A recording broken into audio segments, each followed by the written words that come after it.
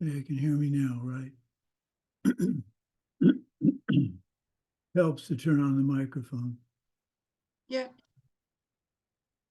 Okay. Well, let's get started.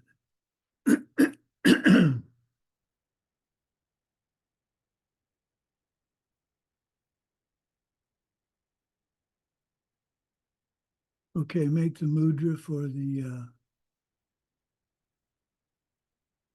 mandala, please. Here is the great earth filled with the smell of incense and covered with a blanket of flowers. The great mountain of 4 continents wearing a jewel of the sun and the moon.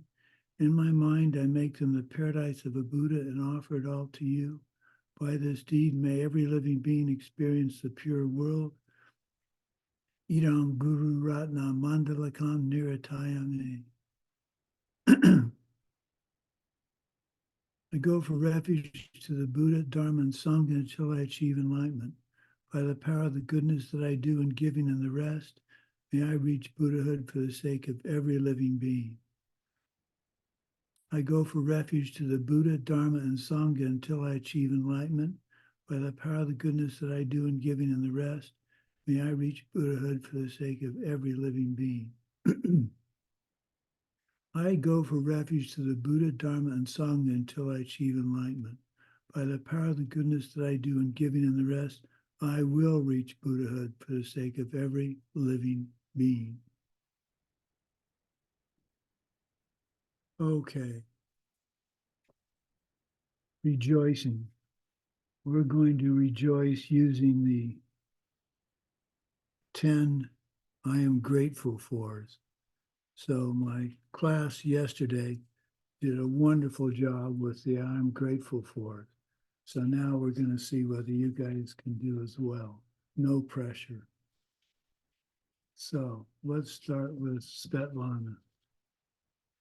What's your list of 10 I'm grateful fors? Yeah. Hello, Venerable Sumati. I have the same list. Grateful. Yes, we'll read now. So the first one, I am grateful for the fact that I have many tasks that I have to do. It means there are many opportunities I can help other people. The second one, I am grateful that there is a need to clean my space. It means I have a good space for a living. The third one, I'm grateful to the fact that I need to have a commute in the morning to my office. It means there are some people who I can help. The fourth one, I'm grateful for the fact that prices are high and getting higher. It means I can develop new ways of generosity. The fifth one, I'm grateful for the valuable classes at night. It means I don't have time for meaningless activities in my daily life. The sixth one, I'm grateful to people who criticize me. They show me what I need to work on, how to improve myself. The seventh one, I'm grateful to the fact that there are some situations where the ordinary ways of solving it don't work. And due to that, it allows me to apply wisdom in my daily life. The eighth one, I am grateful for the country where I live. It helps me to understand where all things are coming from and how I can change my reality. The ninth one, I am grateful for the fact that I have people who are telling me what I should do, what I would rather do. And it means there is someone who loves and cares about me even more than I do about myself. And the 10th one, I'm grateful for the fact that I I'm getting tired and I have laziness, it means that I'm still alive and have opportunities to overcome my mental afflictions and obstacles to the omniscience. Wow. Very good. Very good. There's a lot of wisdom in your comments, thinking about where it all comes from. Okay. That's going to be hard to top, but I've already heard Katya's, but maybe she came up with another 10. Okay, Katya, you're up. Okay, I have the same as That's Wednesday. fine. That's fine. Okay, I'm grateful for the traffic because that means that I have my own car and I can go wherever I want easily. I grateful to stand in line and wait a long time at the bank because that means that I have money and passion.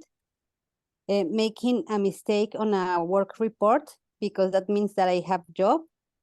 That I pay with a big bill and receive a lot of coins of change as change because that means that I have money. Let a bee sting my foot because that means that I have food. Brush my teeth because that means that I have water to brush my teeth and still have teeth. Spend time looking for a car to rent for a trip because that means that I have time and resources to travel. No wanting to wake up in the morning when the alarms clock rings because that means that I'm alive. Being hot at night because that means that I have blankets to cover me, and that's it. Wow. I like the bee. That's pretty nice. That helps you realize you have a foot. Yes. Very good.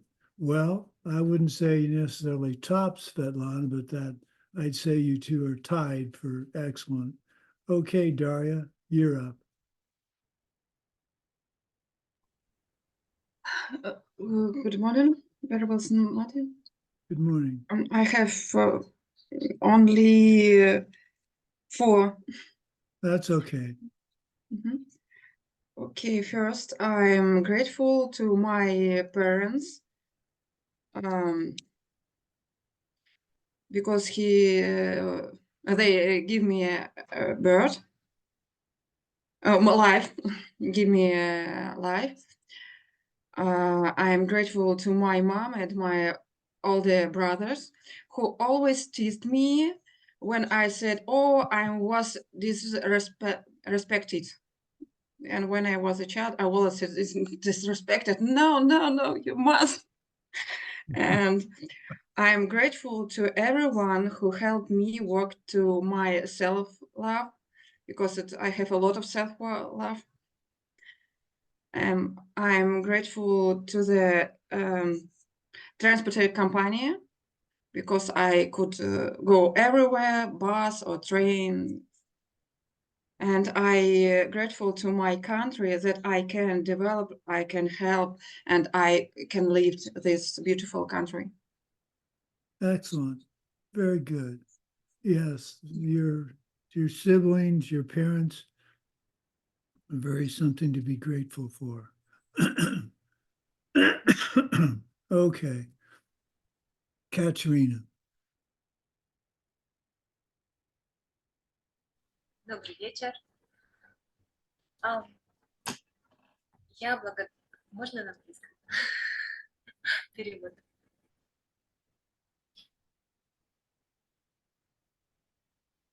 Светлана.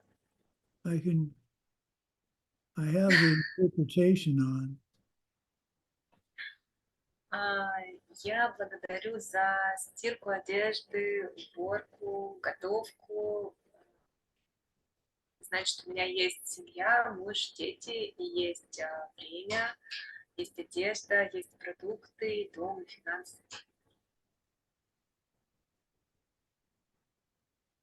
I'm not hearing the translation. Can you hear me? Yeah, I can hear you now. Ekaterina has told that she's grateful for cooking the dishes, or for cooking meals, for washing the dishes, for washing the clothes, because it means for her that she has her family, her children, her husband, and also that she has time, finances, and meal to eat.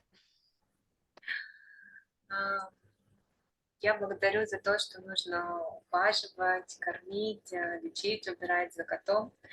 У меня есть возможность посадить хорошие семена, ответственности, заботы о ком-то, радость от присутствия живого существа и, возможно, помочь привести его к более лучшему перерождению.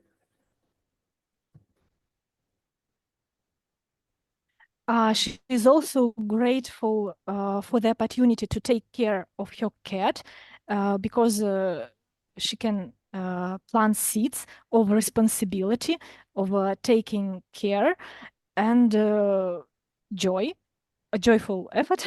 And she also thinks that she probably could help this cat to take a higher rebirth next life. Very good. Very good.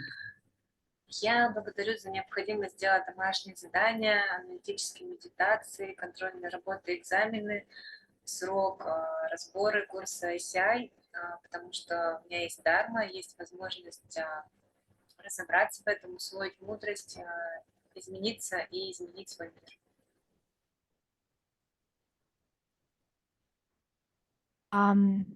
The next thing she's grateful for is the necessity to do all the quizzes, all the homeworks for ACI, all the analytical meditations, because it means that she has the Dharma, the teachings, and she has the opportunity to understand it, to apply it, to change herself, and then to change the world. Excellent. Я благодарна, что у меня есть сложности, так как сходит и заканчивается моя плохая карма, и я могу превратить проблемы в шедевр и стать примером для других.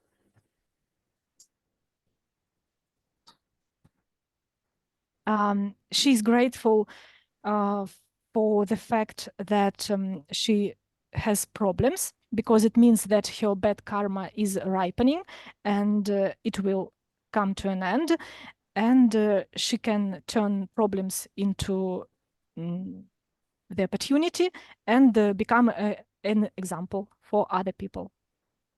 Wow. Wow. Wow. That's wonderful. Very good. Okay. Now, what number are we on? Я благодарна своим детям, что они показывают мне, над чем мне нужно работать в моей плохие привычки.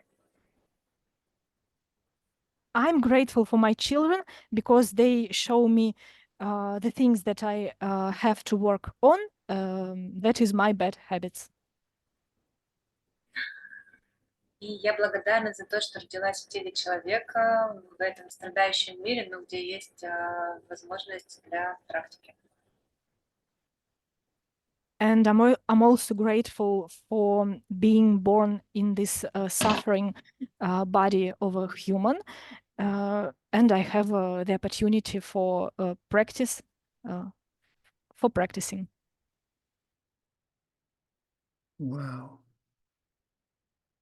Well, that's going to be hard to top.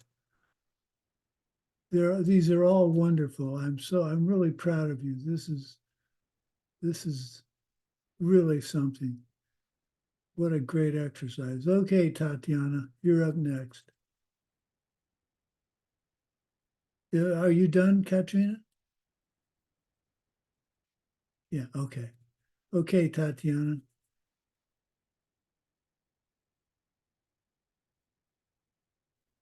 Здравствуйте. Я не готова. Hello, Venerable Sumati, but I'm not ready. No. У меня совершенно нет времени Well, okay. было написать благодарности для этого урока. Я их написала в чате Ламрима 2. Mhm. I'm grateful for the fact that I didn't have time to write the things that I'm grateful for this lesson, but I have written it in the chat for Lamarin too, Okay. as far as I understood. Okay. Well, maybe you can ask your mom what you're grateful for.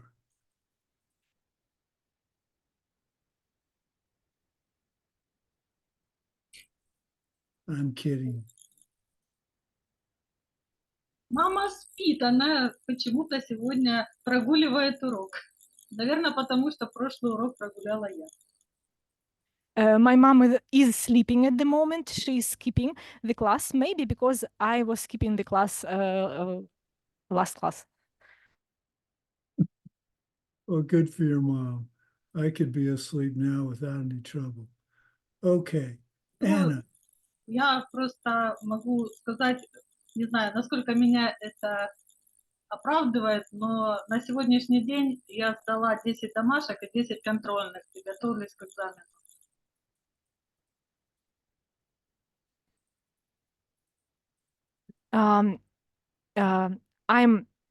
I have done 10 homeworks and I have done 10 quizzes, and now I'm preparing for the exam, and I'm very grateful for you for this ACI course.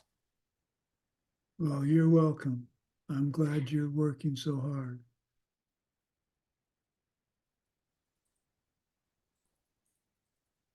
Okay, Anna, you're up next.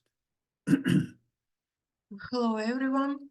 Hello, Venerable Sumati. About my rejoicing today, I'm grateful for my mom. She's 75 and she is still with me. She has good health, and I very appreciate that she with me, and my mom can push my buttons like pain buttons.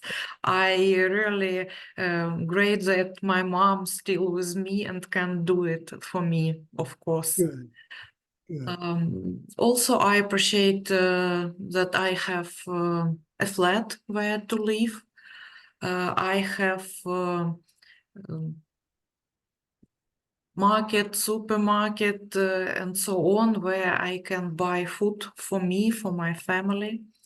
I also appreciate of my dog. For my dog, it's a French bulldog. She is more than 10 years. I love her very much. My dog, it's also my personal angel, because she helps me in different difficult situations, be positive, and try to find out some nice optimistic decisions. What else about me? I also am very grateful because I have possibility to study all this ancient knowledge from you and from other ACI teachers. It's incredible possibility for me to study online. It's amazing. What else? Today I did big cleaning in my flat, and I'm very glad that I can clean something and dedicate it for cleaning obstacles in teachings for me. That's all. Excellent. Excellent. Very good. Okay. Interpreter.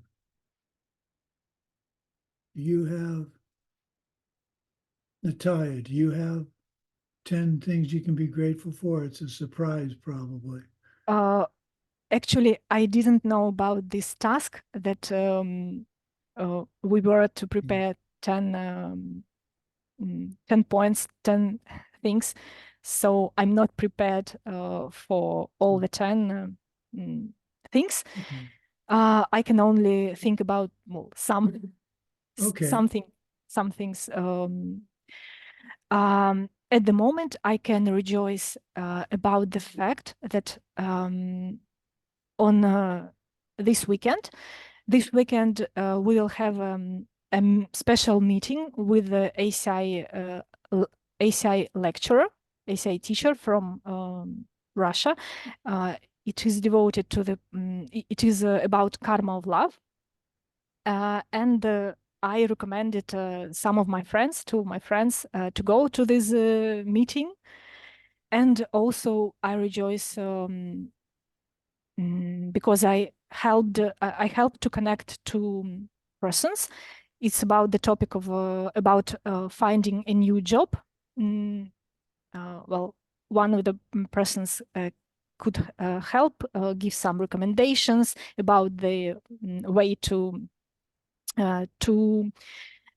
select courses and change sphere of working, and I helped to connect these two persons. The person, my friend, who was in need because now the situation is not very good at her job, so I helped. Good. Also, I Good. rejoice on the fact that I help with the translation of ACI courses, and it is really a very big honor and joy for me to plant these powerful, very powerful seeds, and to help to transmit these teachings. So this is all for today. Oh, that's very good. Very good. Now I bet you're expecting me to have a list of 10. Well, I don't know if I can top your list of 10, but I'll try. I am grateful for having a lovely wife who supports me in my various projects, puts up with my sense of humor, and in general is just the love of my life.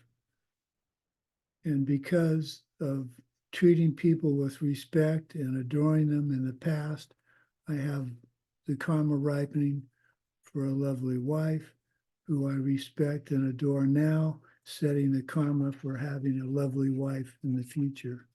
So that's number one.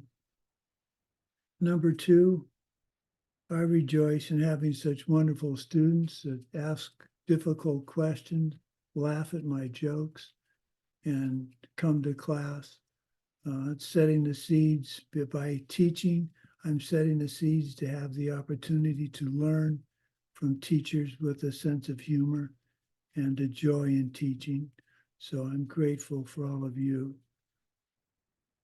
I'm grateful to have the ability to cook and enjoy cooking and making delicious meals for my wife and for guests when they come over. That's setting the seeds for me to have the food I need and enjoy in the future. Let's see, what else? I'm grateful for having the skills necessary to learn about new things and pursue new things to a point of understanding them. And if I don't understand, I put them on the back burner. This is going to ripen in my future as being able to comprehend difficult subjects and understand difficult things like emptiness and karma. I'm grateful for all the help I'm getting on the book of lists, which is coming along very nicely. I think we'll wind up the Russian end of it hopefully today, and I will release it, I hope, at the end of March, if not the first week in April. But I've had so many people help me with this. And what's extraordinary is I have it seems I have the karma to have people be comfortable suggesting corrections or changing things. on the spread on the website. So I rejoice in their feeling comfortable to do that, which means in the past I've helped others in a gentle way solve problems. And by my accepting the suggestions joyfully, I'm setting the seeds in the future to have people help me learn in a gentle way instead of a caustic, angry way. I'm grateful that my wife and I live a simple life because that's allowed us to save the money necessary to be able to do what we're doing now with teaching and not have to worry about where the next dollar is coming from. We're not independently wealthy, but we can afford to do the kind of things, travel, do the kind of things we need to do to help our students. And that's setting the seed. That's a generosity from the past. And we both continue to be generous in the present, knowing that's what's going to set the seeds for our having the capabilities we need in the future.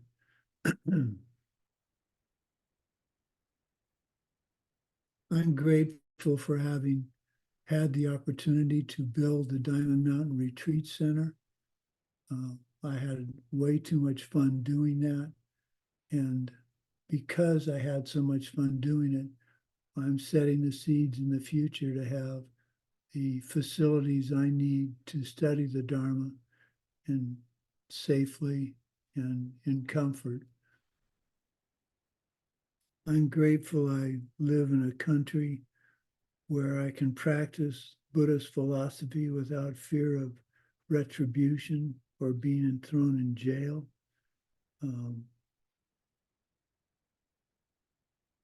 That's coming from seeds in the past, respecting others' opinions and respecting their ideas. That's setting the seeds in my future for getting more teachings or just being respected for my opinions. I'm grateful for understanding the how and the why, for understanding the past is my present, the present is my future, and for understanding is my karma so, not my karma but. My wife and I were having a discussion yesterday, and I can't remember the details. I need to start writing these things down. But I stopped and I said, I just said something as if it was self-existent. So I've caught myself, but I need to catch myself even more.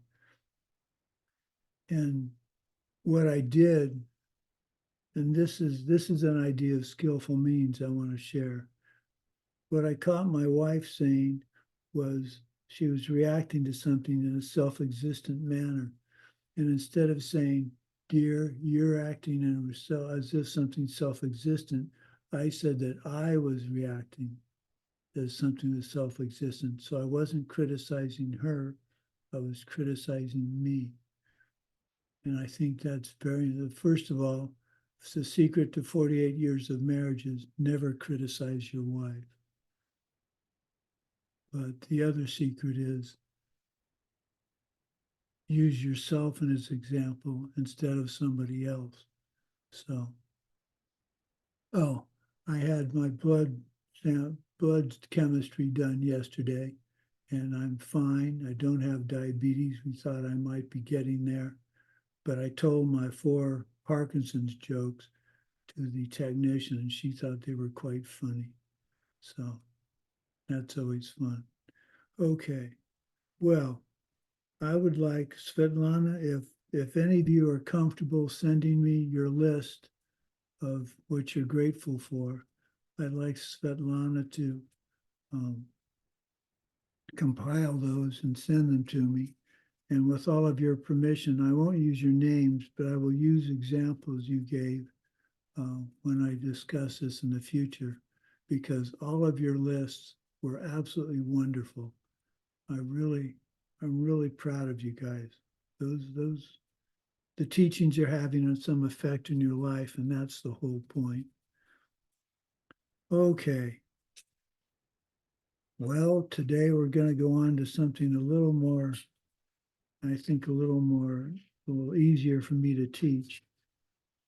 And we're going to talk about the material cause of mind, proof by process of elimination. So I need to share my screen.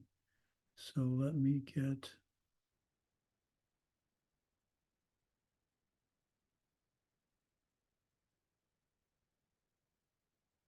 Okay, you should be seeing all the existing things.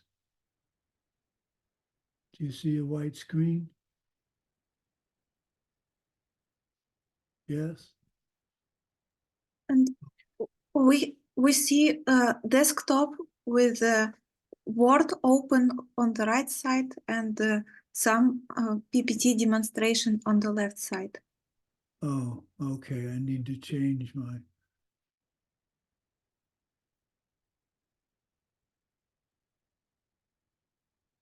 Share screen. Screen 2.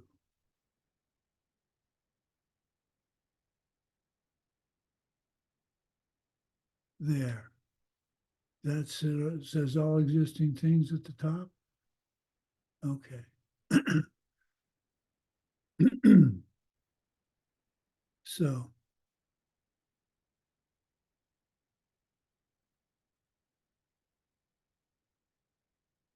we're talking about having to prove past and future lives. So we're going to discuss things with elimination of what things aren't. So the material cause is the actual stuff that turns into the result. There are secondary causes or contributing factors. For example, an acorn grows into a tree, into an oak tree. The acorn is the material cause for the oak tree. It's the actual thing that turns into or flops over into the oak tree. Water, sunlight, soil, and so forth are contributing factors. So there's the material cause and the contributing factors. Contributing factors are not themselves, they don't turn into the tree. Although it's correct that minerals from the soil, water, and solar energy is absorbed into the plant. There's always some similarity between the result and its material cause.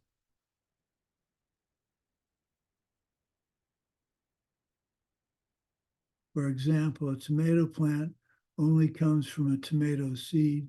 Grapes do not come from thorns, and figs do not come from thistles. So this is all important as we're trying to give proof of past and future lives. The difference between the material cause and the contributing factors is crucial to the proof of past and future lives. So in this class, we're going to look into the material cause of mind of a newly born being. We do this by following Kedrubje's approach of eliminating all other possible causes for mind and concluding that it must be coming from a preceding moment of mind.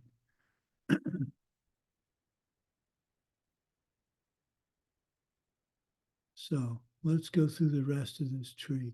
So consider all existing things.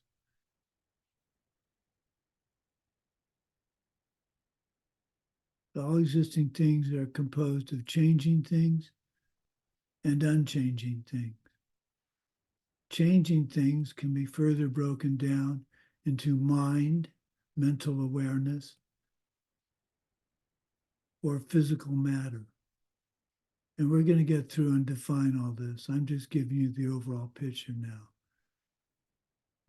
Mental awareness can be one's own mind or the mind of another. Physical matter can be the sense powers or outside matter, which are the 4 elements in Chinese medicine. Sense powers all five, or any one of them. Outside matter, all four, or any one of them.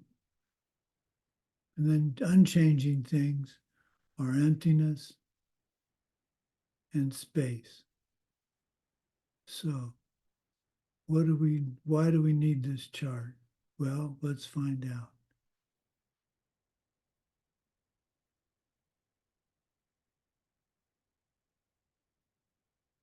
Does the mind at the moment of birth have a cause? This is critical for our understanding past and future lives. So the first step is to establish whether the mind of a being who has just been born has a cause. Any changing thing must have a cause because this is the energy which is propelling it into existence. The changing thing changes as this energy itself fluctuates. The mind of a being who is just born is a changing thing. Therefore, it must have a cause. In the West, there's a debate as to when a being has its first moment of mental consciousness. Buddhism asserts that there is consciousness from the moment of conception. Kedribje's text considers the mind of a person who has just been born. However, once you accept the Buddhist explanation of the cause of the mind, then you must accept that a fetus has mental consciousness from the moment of conception. Western theory generally either posits no material cause from the first moment of consciousness or considers that it comes from living tissue from the conception or development of the body. Even those who believe in past and future lives are not generally clear about how this process actually works. Having established that the first moment of the consciousness in a person just born must have a cause, Kedribje then proceeds to examine all the possible causes among all existing things, and through logic eliminates all the possibilities but one. So a Buddha knows everything, and existing things are things that can be known. So this refers to all things. All existing things may be classified as unchanging or changing, physical matter or mind, one's own mind from one's own, one from another, physical matter, the sense powers and outside matter, etc. So the first step is to establish whether the material cause for the first moment of consciousness is changing or unchanging. For something to cause another thing, it must itself change during the process of causation. The cause goes out of existence as it turns into the result. The acorn turns into the oak tree. When the tree comes into existence, the acorn is no longer there. The acorn is turned into a sprout. So even if there was a supreme creator being, it would have to change as a result of the process of creation. After the act of creation, there is a new object in the world, and so the mind of the creator would have to change in order to have knowledge of the existence of this object. So there cannot be an unchanging creator being, because just by the fact that the being exists, is he or she is changing. And so that says there's no such thing as the creator being. An unchanging thing can never turn into a result, because by definition, unchanging, it must remain as it is through the course of its existence. Therefore, Kedribje establishes the material cause of the mind at birth must be a changing thing. So changing things can be generally divided into physical matter and the mind.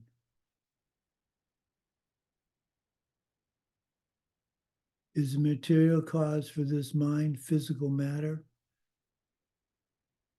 Kedrib J says the material cause of the first moment of mind of a person just born, if it is physical matter, then it must be either the sense powers or outside matter. Is the material cause for my mind sense powers? If the material cause were the sense powers, then all the various senses together, or is it one of them or more of them in combination? The five sense powers are actually physical, the physical organs related to the five senses: sight, hearing, smell, touch, and taste. The body is the sum total of these five organs. According to the Abhidharma system, the sense powers are the cells near the organs which detect changes. The sense powers are not the consciousness of the organs. They are the cells and nerves that detect the data and transmit it to the consciousness and stimulate the consciousness. Mental consciousness, however, does not depend on physical form to be stimulated. A formless realm being has no sense powers, but still has a mind. So by examining the two possibilities with respect to the material cause, being the sense powers, if the material cause of the first moment of mind in this life were a combination of all five sense powers, then the mind could not arise or would stop if one sense power was absent or subsequently lost. So, for example, if a person who was born blind without the sense power of the eye would not have a mind, or a person who became blind later in life would have to lose their mind upon losing the eye sense power. Obviously, this is not the case. And so the material cause of this mind cannot be all the five sense powers together. If the material cause of the first moment of mind were any one or combination of the sense powers, then the mind would have to have similar power to the sense power. Causes and results have to share some similarity. For example, if the sense power of the eye were the material cause of mind at birth, then the mind would have to share the eye's sense power quality of being able to distinctly see colors and shapes. The mind would have to see colors and shapes as vividly as the eye, but this is not the case. The same applies to the other sense powers. Therefore, no one or combination of the sense powers can be the material cause of mind. Is the material cause of mind outside matter? Outside matter is composed of the four elements: wind, earth, water, and fire. They are the metaphors for the basic types of energy and their characteristics. Here, Kedrib J employs a similar argument to that used for the sense powers to disprove that outside physical matter is the material cause for the first moment of mind in this life. Firstly, he divides the outside matter into the subsubstance, which is a whole, and atoms. With respect to the outside matter, which is whole, is the material cause for mind all four elements together? This is not possible, for otherwise one should be able to mix these elements or chemicals in a container, and then the chemicals would disappear and a mind would come into creation. Furthermore, if any one of the elements were not present at conception, then the mind could not arise. Is the material cause any one or combination of the elements? Again, this is not possible because there would have to be a similarity between the cause, one of the elements, and the result. In no way does the mind resemble any one element.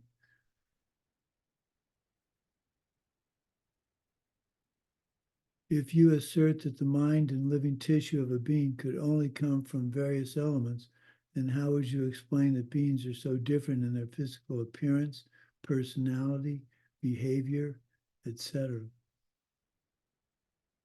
with respect to the outside matter as atoms, is material cause all the atoms acting together? If this were so, then the mind could never arise if a single atom was absent. Can the material cause be any one atom? If this were so, then innumerable different mental consciousnesses would have to simultaneously arise because of the presence of innumerable atoms. Furthermore, there is no similarity between the mind and, for example, an iron atom. Master Dharmakirti acknowledges that the four elements must be present when a child is conceived, but the body and elements are not where the first moment of mind comes from. The elements cannot be the material cause of mind because they are not of a similar type of thing to the mind. This is not to say that physical matter cannot be a contributing factor for the mind. Mind does not resemble matter in any way. Mind is indivisible, ineffable, crystal clear, and aware. You can't move the mind left or right, or split it up, or distinguish between its boundaries. Physical matter, however, is the opposite. It has form, it has shape and color, it can be touched. It is impossible for the chemicals of the mind to become mental consciousness. Changes in physical and chemical constitution of the body can clearly affect the mind, just as the presence or lack of water and minerals and sun affect the growth of an acorn into an oak. The consumption of alcohol or drugs can, for example, heavily affect the mind. So there's obviously a relationship between the mind and the body, specifically between the brain and the mind. It can look like the mind stops where the brain is damaged in a certain extent because there's no brain activity observed or measured. But it just means the brain, a physical thing, is no longer operating. It does not prove that the mind itself is stopped. Master Dharmakirti argues that not only does the mind not rely on the brain, but the brain relies on the mind. The mind did not cause a body in the sense of being the thing that is transformed into a body, but it is a contributing factor to that body. The material cause of the first moment of mind in this life is mind. By eliminating the possibilities that the material cause of mind of a being just born could be physical matter, Kedribje concludes the mind, it must be mind itself. However, is it from your previous mind or some other mind like that of your parents? Is the material cause of mind someone else? It cannot be mind that is part of someone else like that of your mother or father, because there is no necessary relationship between the intellect and skills of the parent and those of the child. This is kind of funny as an example because, well, my father was a brilliant scientist. I was a scientist as well, but if my father's mind was the material cause for my mind, then I would have been as bright a scientist as he was, and I wasn't. I was a plant biochemist, as was he, but I wasn't as famous as he was. So if he was the source of my mind, then I should have been as famous as he was, and I wasn't. Well, I'm not, at least in that field. If the material cause of one's mind were the mind of someone else, then would it have to follow that one's mind and always be that mind? Is the material cause your own proceeding mind? Kedribje then concludes that it can only be a former mind which is part of one's own mind stream that provides the material cause for the mind at the beginning of one's life. Let me repeat that. Kedribje then concludes it can only be a former mind, a past life, which is part of one's own mind stream that provides the material cause for the mind at the beginning of one's present life. Therefore, the first moment of your consciousness in this life came from your previous life's mind. Once you establish there's a single moment of mind before the first moment of mind in this life, then you must conclude that our minds are beginningless and endless. In this way, the mind is a stream of consciousness through its lives. Our past lives are therefore infinite because there's never a first cause of mind. The material cause of each moment of mind was the immediately preceding moment of mind, so there can never have been a beginning. And the mind must continue into the future without end because each present moment of mind is the material cause for another moment of mind. So what are the implications of all this to overcome suffering? Realizing that you have infinite past lives, your mind will continue after death, and that it has no end. You see that it is not true that one simply released from suffering at death. It is not true you will automatically go to heaven and rest in some state of peace when you die. You have had mind since beginningless time, and your condition is still suffering. Suffering does not stop on its own accord. It hasn't stopped yet by itself, and it won't at the end of this particular life. If you don't do something about it, then you will simply continue to suffer in cyclic existence, as you have since beginningless time. How could suffering emotions like anger and jealousy simply come to an end by themselves? It is not possible. To reach a state of happiness and peace, you have to create the causes for it. You have to practice well to clean up your mind and transform yourself into a pure being.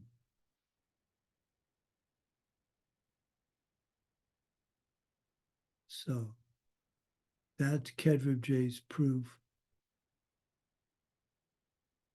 of a past and future lives. So let's go through this diagram again. So all existing things are either changing things or unchanging things. An unchanging thing would be an example of emptiness or space. Space, if I hold up a pen, whoops, what happened? There we go. If I hold up a pen, well, take your hand. Your hand is occupying space. If you move it, that space it was in is instantaneously unoccupied. It isn't partially unoccupied. Your hand isn't 30% there. Now, when I say that, 30% of your hand may have moved out of the space. But when I'm saying 30%, I mean, your hand is either completely there or it is not. There isn't 30% of the tissue there.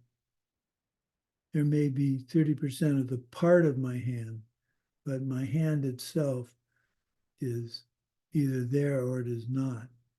Emptiness, well, space is like that. Emptiness is the same.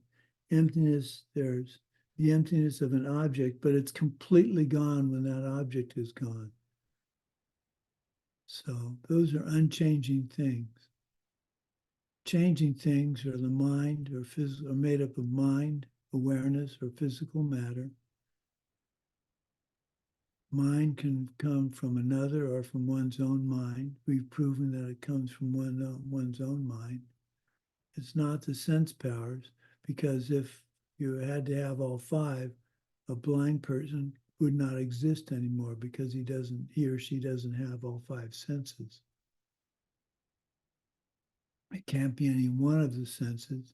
Likewise, outside matter, it can't be all four, because if you're missing one, you wouldn't exist anymore, and that's not true. It can't be any one element because I don't resemble an iron atom, so my mind can't be coming from physical matter. So it's hard to wrap my mind around the concept of beginningless time. But Kedrabje has shown that my mind had to come from another mind. And that mind had to come from another mind. And that mind had to come from another mind. And that mind's going to go forward as another mind. So we've got to wrap our heads around and accept, logically accept, even if we don't quite comprehend it, we've logically shown that the proof for beginningless and endless lives. Now, why is that important in Buddhism? There are two reasons. One is the comfort of knowing that when I die, this body, Sumati, won't be around anymore, but my mind will move on to another life. So I don't have to fear death because I'm not going to disappear. Sumati is going to disappear, but the thing that makes Sumati Sumati, my mind, is not going to end.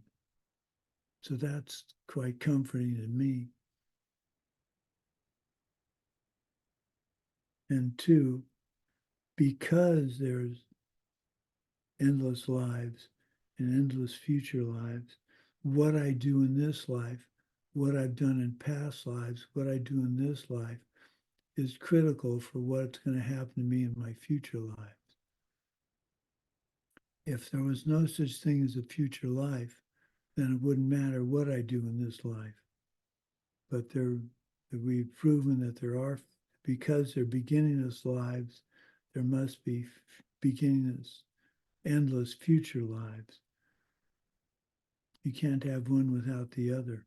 So it's critical what I do in this life and what I've done in past lives. So that's where morality comes in and the three extraordinary trainings and all that we've been teaching about.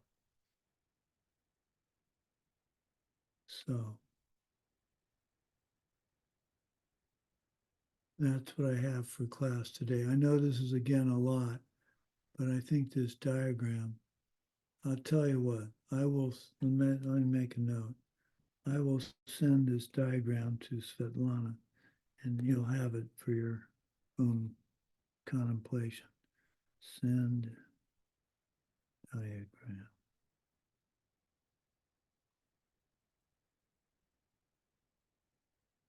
Okay, let me turn that off.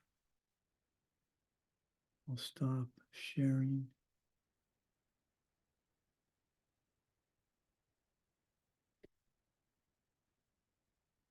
Okay. We have questions?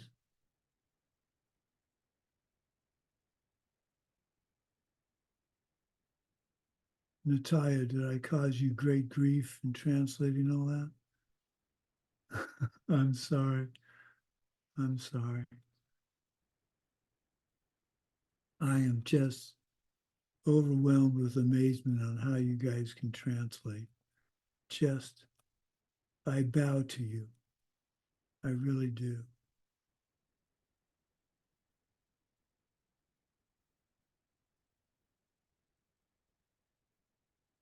Okay. I just wanted again to say how impressed I am with your lists of being thankful and being grateful. It really warms my heart. I can't tell you how really cool that is. It just almost brings me to tears. I told my wife about it and she thought that was a wonderful idea. So send your list, if you don't mind, send your list to Svetlana. And maybe I'll put that into my book of lists somehow. Okay, we'll see you. Oh, I need to dedicate.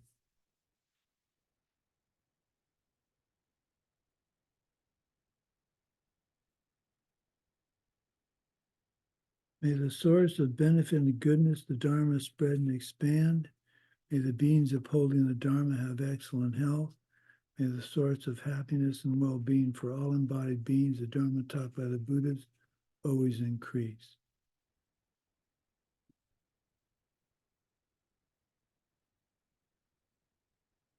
May all sentient beings know happiness and the causes of happiness, and may I help them achieve this. May all sentient beings be free from suffering and the causes of suffering, and may I help them achieve this. May all sentient beings never be separated from the highest bliss, which is devoid of suffering, and may I help them achieve this. May all sentient beings come to rest in the great impartiality, which is free from attachment and aversion, and may I help them achieve this. Thank you again and again for this opportunity to teach, and I look forward to our next class. And you don't have any homework from me. I can't think of something fun for you to do. So, okay. So Svetlana, if you'll stick around, we'll go over that translation issue. And the rest of you, I will see on Monday. Great. And Tuesday's my lovely wife's 70th birthday. So send nice thoughts to her. We're going to go out for breakfast. And after breakfast, we're going to go next door and we're going to have a donut. That's how exciting my life is. We go out for breakfast and we have a donut. What the heck? Okay. Bye-bye, everybody. Bye. Thank you. Okay. Now, let's see. Спасибо. Svetlana. I need to figure out how we're going to do this.